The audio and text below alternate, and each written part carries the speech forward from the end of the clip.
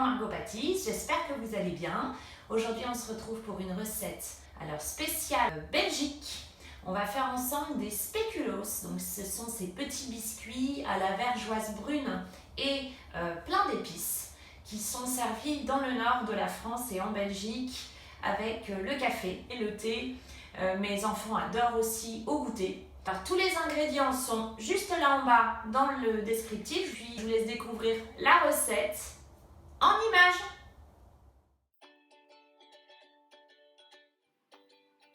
Je commence par verser le beurre, il doit être bien mou, donc bien pommade, dans la cuve du robot. J'y ajoute la vergeoise brune et à l'aide de la feuille, je commence à mélanger. Il faut que j'obtienne un mélange bien crémeux.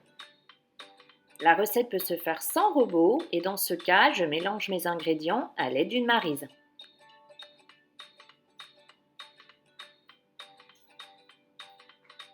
J'y ajoute ensuite mon œuf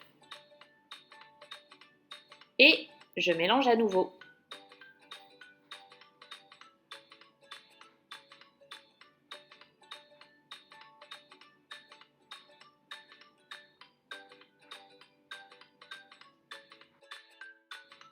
Je continue en ajoutant la farine, la levure chimique, la pincée de sel, la cannelle et mes 4 épices. Et je mélange une nouvelle fois.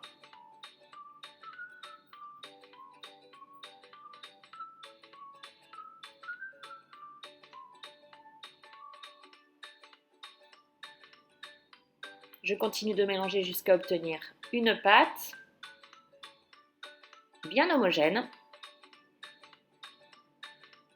Et lorsque c'est le cas, j'arrête le robot et je viens la déposer sur du film alimentaire.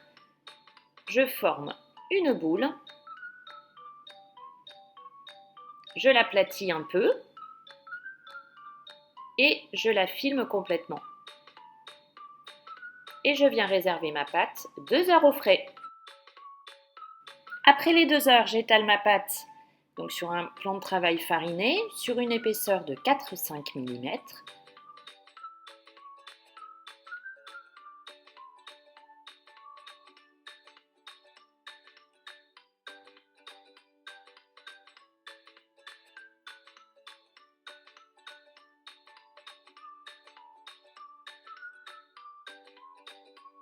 Et à l'aide d'un emporte-pièce, je viens détailler mes spéculoos.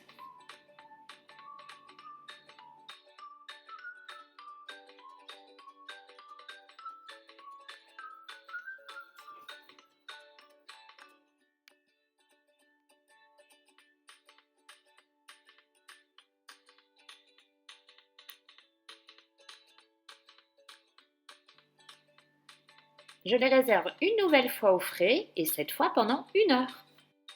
Après le temps de repos, ça part en cuisson dans un four préchauffé à 180 degrés pendant 10 minutes.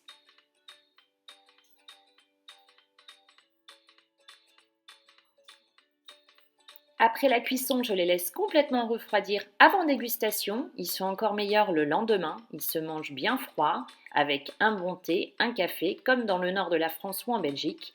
Ou alors vous pouvez les utiliser pour des cheesecakes, pour des tiramisu, pour plein d'autres desserts. Et je vous mets également en fin de vidéo la recette de ma pâte à tartiner spéculoos maison. J'espère que cette recette des spéculoos vous a plu. Si c'est le cas, n'oubliez pas les petits pouces bleus. Si vous n'êtes pas abonné, c'est le moment. Vous pouvez également me taguer sur Instagram pour me montrer vos jolies réalisations. Et vous me retrouvez aussi sur ma page Facebook Quand Margot pâtisse. Et vous avez également plein d'autres recettes sur le blog quandmargotpâtisse.com. Je vous dis à très vite avec la prochaine recette.